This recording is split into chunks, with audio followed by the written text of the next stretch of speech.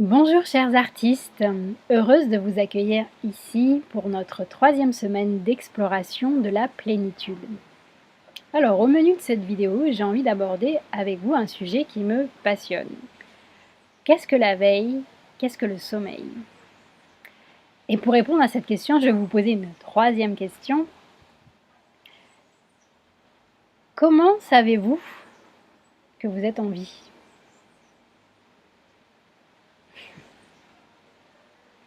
La réponse est la conscience. Vous avez conscience que vous êtes vivant. Et pour cela, on va faire un petit zoom du côté des activités cérébrales, puisque notre conscience est un tout, mais d'un point de vue scientifique, c'est vrai qu'on associe le cerveau à la compréhension de la conscience. On va partir de là pour ensuite ouvrir vers d'autres perspectives. Donc quand on zoome sur notre cerveau, nous tombons sur une glande qui s'appelle l'épiphyse et qui se trouve au centre de notre cerveau, à peu près par ici. Et souvent, cette épiphyse est associée à notre septième chakra, le chakra couronne qui se trouve, si vous faites un petit serre-tête qui part des oreilles, les deux index se rejoignent au centre, c'est la fontanelle. Chez le bébé, c'est encore bien sensible et bien perméable.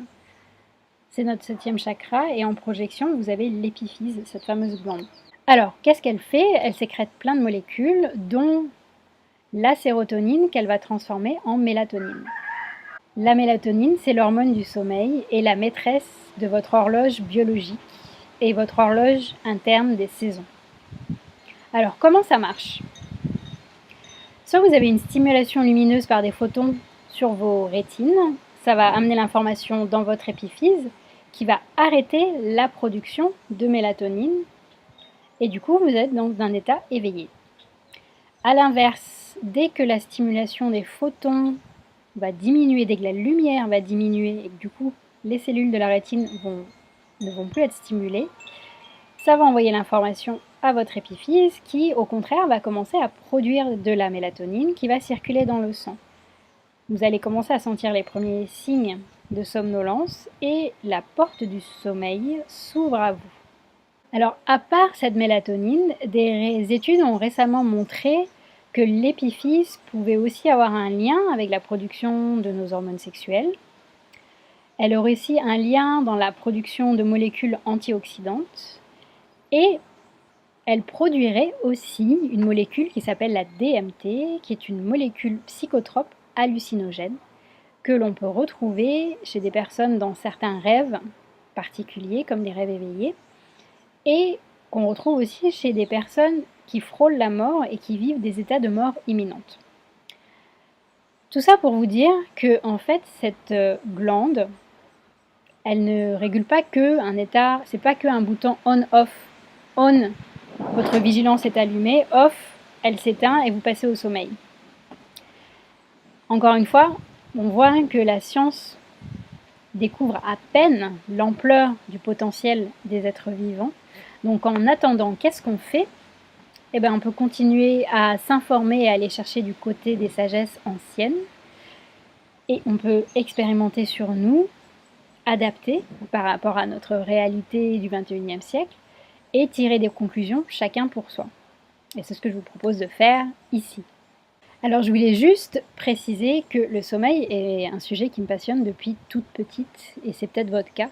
Je ne sais pas si vous vous rappelez de souvenirs de votre enfance, mais moi je me rappelle très bien que j'étais fascinée par le fait d'aller me coucher tous les soirs et de m'endormir. Je me demandais où allaient mes parents, ma sœur, quand je commençais à rêver. Je me demandais d'ailleurs si on rêvait, on se retrouvait dans nos rêves ensemble.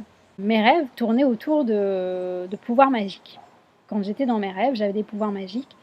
Et juste avant de m'endormir, j'émettais le désir secret que le lendemain, quand je me réveille, pour conserver mes pouvoirs magiques dans la vraie vie, que je trouve la petite télécommande rose en bas de mon lit, un peu télécommande rose que j'avais dû voir dans des dessins animés où la héroïne du dessin animé avait la possibilité de se télétransporter, de faire pleuvoir, bref, Mon imaginaire partait dans tous les sens au moment d'aller se coucher.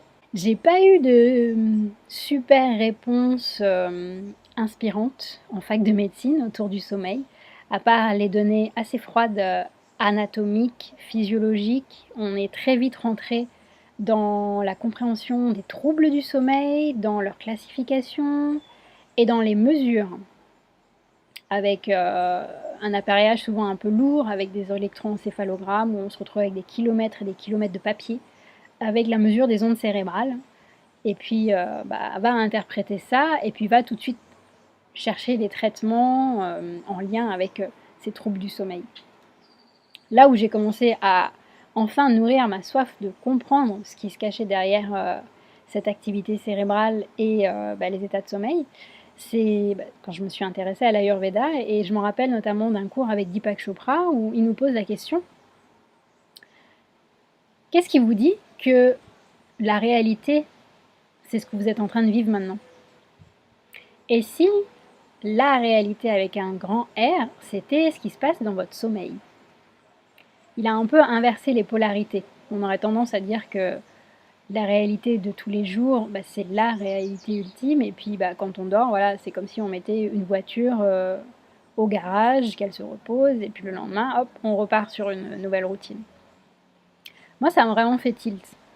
J'ai commencé à voir les choses un peu différemment et à me dire qu'en fait, il y avait peut-être tout un potentiel inexploré dans notre sommeil. Et ça a commencé à m'ouvrir des pistes d'exploration. J'ai commencé à prêter plus attention à ces quelques instants juste avant de s'endormir. Vous savez, ces moments où on se dit, je vais essayer de me rappeler de comment je m'endors pour m'en rappeler le lendemain. Mais je n'y arrive pas.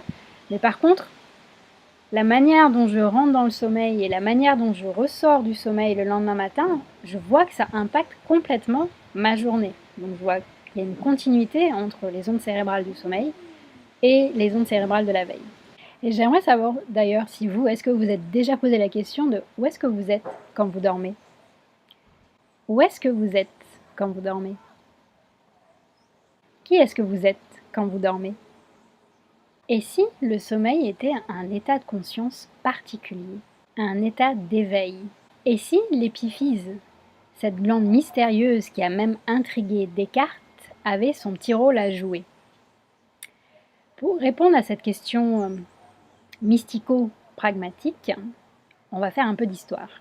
Pour René Descartes, la glande pinéale, l'autre petit nom de l'épiphyse, par sa forme de pomme de pin, elle mesure à peu près 8 mm, donc c'est assez petit, et elle se trouve, comme je vous disais, au centre du cerveau, derrière le troisième ventricule qui contient du liquide céphalorachidien.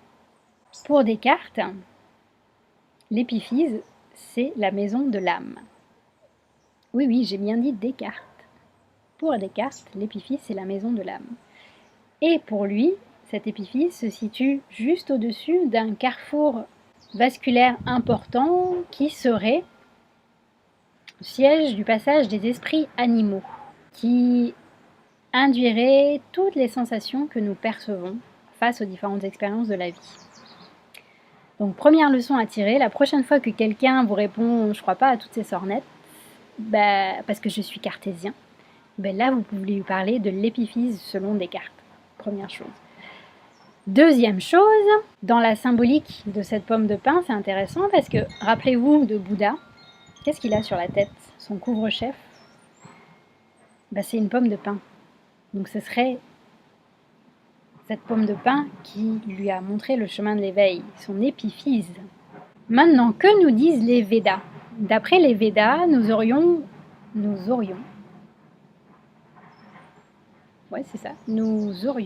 4 états de conscience différents. Le premier s'appelle Jagrata. Il est communément appelé l'état de veille.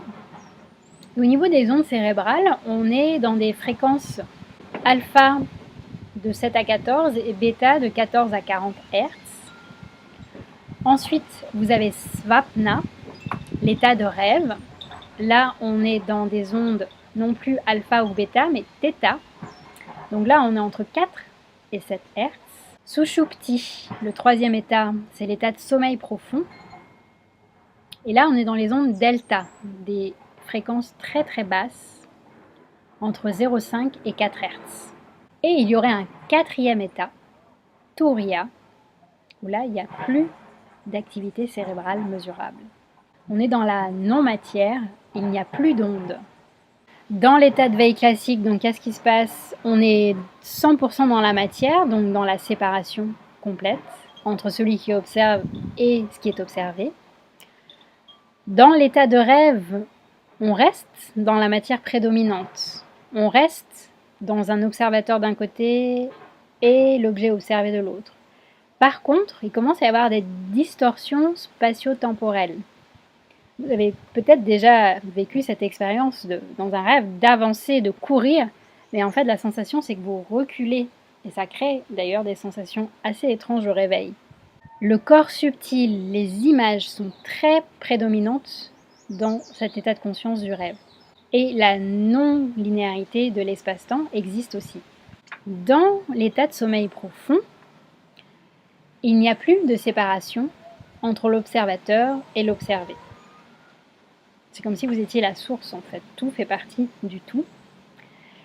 Et ce qui est drôle à faire comme parallèle, au moment du sommeil profond, c'est le moment où le corps cicatrise le plus. C'est le moment où la mémorisation est la plus active.